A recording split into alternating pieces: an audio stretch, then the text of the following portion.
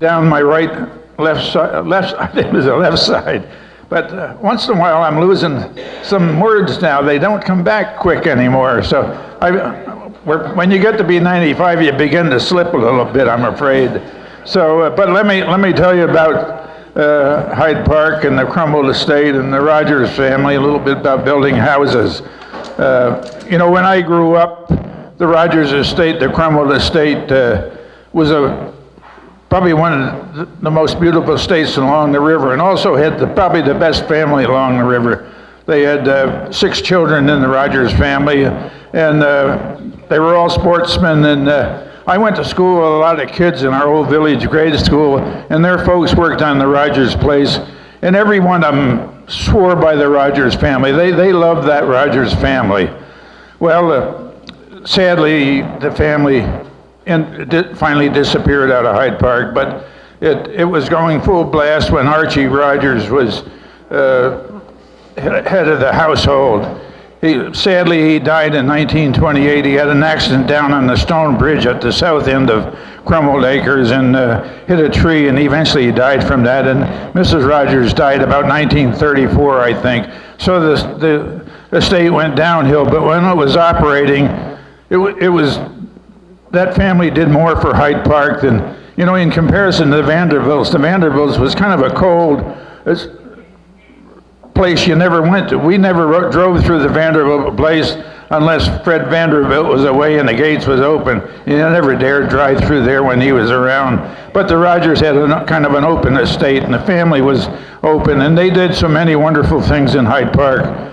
Probably the most, to start off, they came down from the Bard family, so they had connections with old Hyde Park, and Archie Rogers' grandmother lived where Carney lives now on Main Street, in that same house that Carney's living in. She lived there, and Archie Rogers, her grandson, came to visit all summers and lived there for a long time. He did many great things for Hyde Park. Most of all, he built that town hall that was right across the street from Carney's house.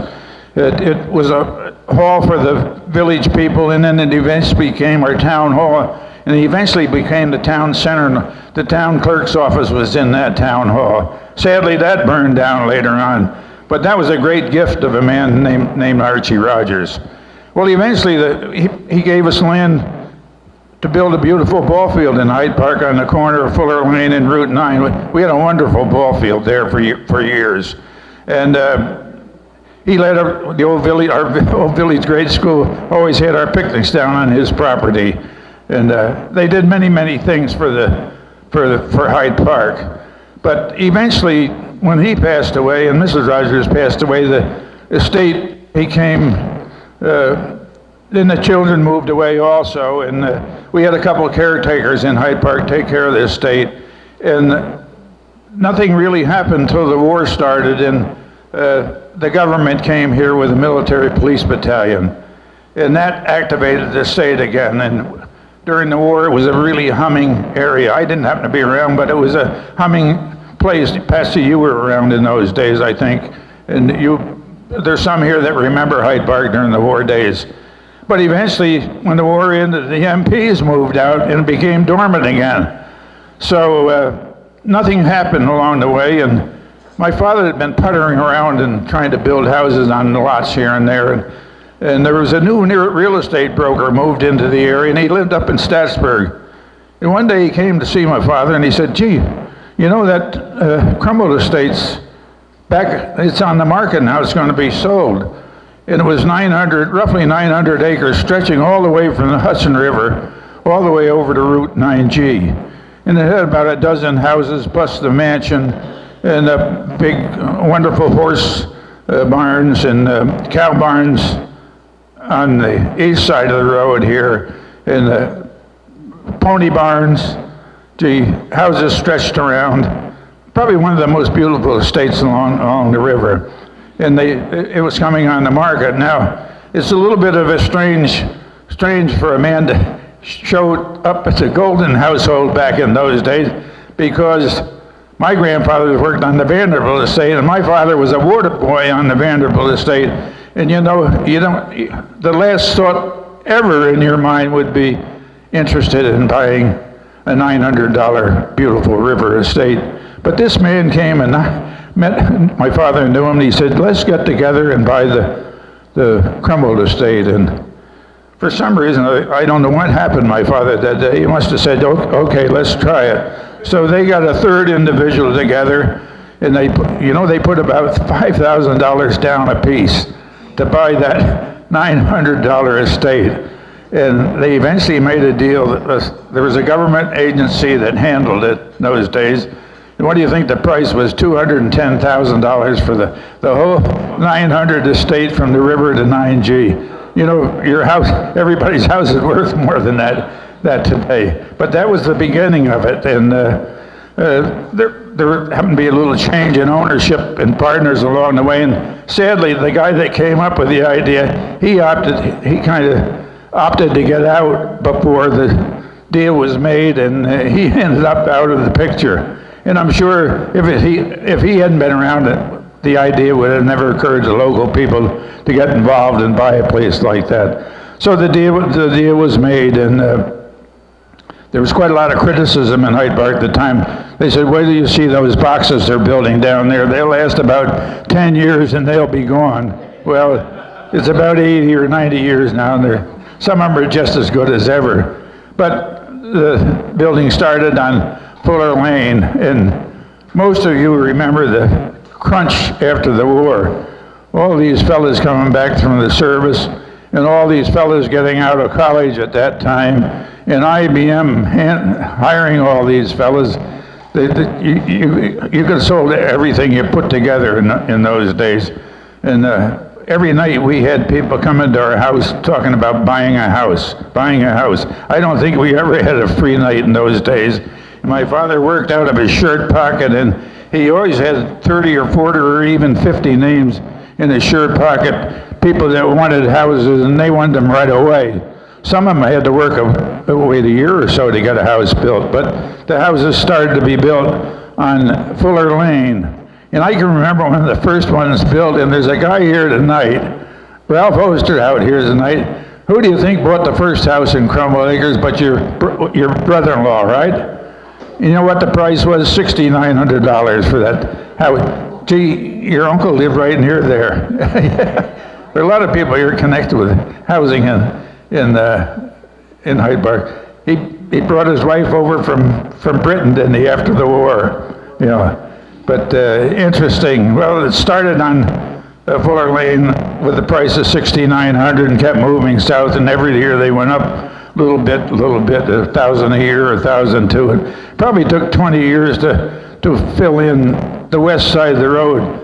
Probably the most beautiful soil you would ever find in the whole wide world to build houses on. It was beautiful gravel down through there, and just duck soup to do whatever you want. Every once in a while there was a rock outcropping, but very, very seldom. And houses, you went about street, year by year, street by street, 24 houses in a typical street, and the lots were 100 by 150. All you did in those days, we didn't have professional planning or zoning in those days. Maybe things would have been better. I often think of that, if things might have been better if we had some professional planning. But this was amateur planning, and we went house by house, street by street, and that you hired an engineer and you hired a surveyor and said, go down there and lay out lots 100 by 150 feet. And they go down and lay them out, and you had a dozer come in, and within a day he'd have 24 cellars built in that, dug in that gravel, and things went smoothly. And back in those days also, all the houses were made out of plaster. Gee, I think there's two plasters here tonight that know how to plaster. I don't think you'd find another meeting with two plasters in this time.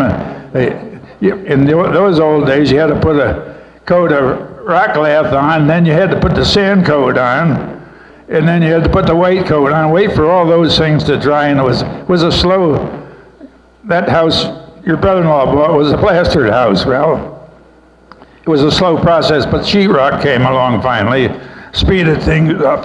Excuse me. There weren't any power tools in those days. They were just coming into practice in most all those houses starting on Fuller Lane were all hand sawn, all those material. We used to get a railroad car, excuse me, full of material come in and park on the siding down by the railroad station and haul all those lumber up piece by piece here in the Crumble Acres area. Thank you, Susan. Thank you very much. But as time passed by, we filled in the west side of Route 9 down to Point Place, down to the old Rogers Roosevelt swimming hole down at the end of the development. And it was filled in by houses, and then moved across and put roads in over Terwilliger Road and Spruce Road, White Oaks Road, all those roads. Colonel Rogers was a great conservationist, and he planted thousands of white pine trees and white oak trees on the estate, and drained a lot of the wet areas of the estate. He was one of the foremost conservationists of his era. But over on the east side of the road was the farm part, and a wonderful set of barns over there. Big cow barn. Remember, most of you remember Helen Fink. And her father was the boss farmer over there, the head dairyman. And Helen she told us many stories about growing up on the Crumble estate. And her father's name was Moses Christmas, the boss farmer. But funny thing happened over there after the farm estate was purchased. One day there was a bell on top of the barn over there, way up in the belfry, and it used to ring about 5 times a day. You could hear it around town. It rang in the morning when you went to work, and noontime when you quit, and when you started in, and everybody worked by the sound of that bell. Lo and behold, somebody sneaked in there over the weekend, somehow rigged up a winch or something to get that bell out of the belfry and stole that doggone bell out of there. They had an idea who it was, but they never wanted to prosecute. It was a group from Poughkeepsie, the Poughkeepsie area. It's a little, I guess a couple other things that amaze me about the time. In the 30s, FDR was in the newspaper every day, which we expected him to be. But the next fellow's name was in the newspaper almost every day for a little bit of the time, was Herman Rogers, one of the 4 sons of Colonel Rogers here. He grew up and married and went to Yale and MIT and was a successful engineer and worked around the world. And he lived in France, and he became King Edward's best friend. And I don't know whether any of you were alive in the late 30s, but I was a teenage kid in those days, and I got caught up in that swing of thing. Was he going to give up the throne for Wally Simpson or not? Every day you waited for the news to come through. Well, the King of England's closest friend was Herman Rogers, right here from the Crumble estate. And they spent a lot of time together, and Rogers was very friendly with Wally Simpson also, and Herman Rogers was married. And the reports I read tell about Wally Simpson said that 2 days before she married King Edward, she tried to seduce Herman Rogers, and it didn't work. So I don't know what that's true. But her first love was Herman Rogers, and from the reports I read, she really hated the king. She didn't want anything to do with the poor fella. But we all know he finally abdicated and married Wally. And Herman Rogers stood up with Wally at their wedding over in his villa in France. So a lot of interesting stories to come out of here. There's a number of people around that were involved with crime. George is here, George Segrist. He's 70 years old now, but he was our paper boy when we lived there. I used to get mad at George some nights. He would skip us with the paper. I got over it, George. But there's another example of family coming to Hyde Park. Most of them were IBM families. With the pressure was on to get house, but his father came here with the postal department. George was a big problem when he was a newspaper boy. He said every family in Crumbled Acres had dogs. They wandered all over. He said he was bitten 6 times and had to go to Shermhurst to get that tetanus shot 6 different times. But and I know there's some other folks here too that grew up in the neighborhood down there, and you know, I'm kind of proud of the place. It used to bother me for people to claim, watch out for those houses falling apart after 10 or 20 years. Well, in my estimation, many of them are better than they were the day they were built there. People have added on, and I haven't seen too many of them fall apart yet. But that is really the story. You know, it changed my family's whole lifetime to have that fella come by and knock on the door and say, let's get together and buy this estate along the river. And, you know, it's one of those miracles that happened along the way and changed our life. I got to tell you one other little story before I quit. After the war, Elliott Roosevelt came back to Hyde Park, and Elliott was married to Faye Emerson. And Elliott wanted to be a cattleman and start a ranch here in Hyde Park. And he did build a barn over on Route 9G, and he brought a cattleman from Texas back here with him. I happened to get acquainted with Elliott after the war. As a matter of fact, he tried to get me a job with a pal of his he was a CEO of a Air Recon squadron right down the road from where I was during the war in England. So I didn't know him then. He happened to be a general in those days. But I knew him after the war, and you couldn't buy farm machinery in those days, so he came to the old Rogers barn was loaded with rusty old farm equipment left over from before the war, and he was anxious to buy some of that, so he came over one day with Faye Emerson. My father took him into the barn and showed him some old manure spreaders and old plows and other things. Ralph, you would know about the old farm equipment. And everything looked at, Elliott said, I want to buy that, and I want to buy that, and I want to buy that. And my father said, wait, all of a sudden, Faye said, wait a minute, Elliott, what the hell are you going to use for money? But that's, I had a lot of other things to tell you about, but they kind of slip in my mind. What am I missing, Glo? I had a number of other things to talk about. I covered it all. So, good. Thank you very much. How many people helped build those houses? Oh, probably 40 or 50 people. You know, funny, most of them came from over in Ulster County, too. Gee, there wasn't so much work over in Ulster County in those days, and they all came over here and worked in Hyde Park. Not for big wages either. Gee, I'll tell you, I don't know if anybody was around in 30. Some of us grew up as Depression kids in the 30s, and we know what Ralph knows. Ralph grew up with me, and we went to Statsburg High School together through the Depression era, and we know what hard times were, and I'm sure some of you other folks do too. There just wasn't any money around. Can you imagine just putting $5,000 down? And they looked for investors for this, to invest in the estate here, and most people turned them down. They were afraid to put what little money they had into a real estate investment in those days. There just wasn't any money around, and times were hard. I think times were hard right up through the war till the end of the war. And then things began to prosper and boom here with IBM coming here. But, you know, when I grew up in Hyde Park, when Patsy was around, things, in my whole lifetime in Hyde Park, things never changed when I was a kid. We had the same here, and we all worked, families most all worked on these estates, and